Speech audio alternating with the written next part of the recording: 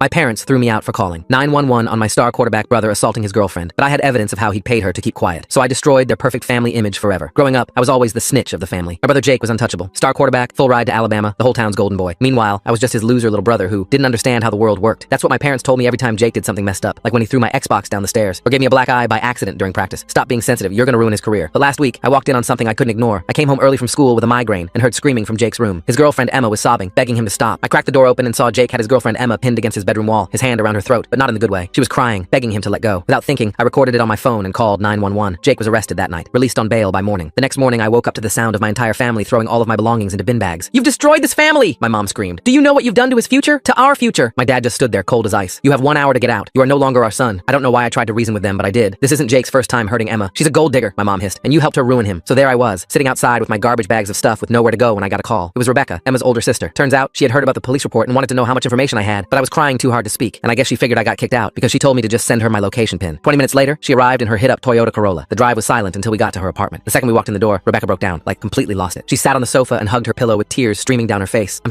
sorry," she repeated almost 100 times. Emma never told me how bad it was. I should have known. I should have protected her. I sat there, still clutching my garbage bags, not knowing what to say. Here I was, homeless at 17, and I was watching a grown woman fall apart over her sister. That's when her phone rang. Rebecca put it on speaker. It was Emma. "Becca, he won't stop texting me." Emma's voice was shaking. "He says if I don't drop the charges, he's going to release our videos. The private ones." Rebecca's face went white. "He's what?" "He's already sent me 15 messages. His parents must have given him his phone back. He says," Emma's voice cracked, "he says he knows where you live. He knows I'm probably there." My blood ran cold. Rebecca looked at me, then back at her phone. "Emma, listen to me. OP recorded him attacking you. We have proof." There was silence on the other end. Then Emma whispered, "OP has a video?" "Yeah," I finally spoke up. "The whole thing. Him choking you. You begging him to stop. Everything." Rebecca stood up, pacing her tiny apartment. "The lawyer always said he needed someone from inside one of these families. Someone who could prove the parents knew." She stopped and stared at me. "OP, what else do you know? About Jake? About what your parents have covered up?" I thought about all the times things got swept under the rug. The parties where girls left crying. The checks my mom wrote that she thought I didn't see. The hushed phone calls with lawyers. "Everything," I said. "I know everything." Rebecca pulled out her laptop. "Then we're going to bury them. All of them." I smiled. Rebecca's fingers flew across the keyboard while Emma stayed on speaker, her breathing shaky through the phone. I pulled out my own phone, scrolling through the video I'd taken. Jake's face was clear, his hand wrapped around Emma's throat, her desperate pleas audible. The timestamp showed 2:47 p.m., just 3 days ago. "Emma, can you screenshot all his messages?" Rebecca asked, opening a new folder on her laptop labeled Evidence. "Don't delete anything. We need everything documented." I watched Rebecca work, creating subfolders, organizing files. She moved with purpose now, the crying done. Emma sent screenshot after screenshot, each one making Rebecca's jaw clench tighter. Jake's messages escalated from fake apologies to threats about the videos, then to promises that his parents would handle this. "OP, send me that video," Rebecca said. "And anything else you have. Old texts, photos, anything showing Jake's behavior or your parents covering for him." I started with the video, watching the upload bar creep across the screen. Then I remembered the photos I'd taken of checks my mom wrote. 3 different times I'd seen her in the kitchen, checkbook out, whispering on the phone about making problems go away. I'd snapped pictures, not knowing why, just feeling like I should document it. "Holy shit," Rebecca breathed when she opened the images. "These checks. Emma, are these the dates when—" "Yeah," Emma's voice was small. "The first one was after homecoming junior year. The second was last spring. I don't know about the third." My stomach turned. There were other girls. Other times Jake had hurt someone and my parents had just paid them off. Rebecca's phone buzzed. She glanced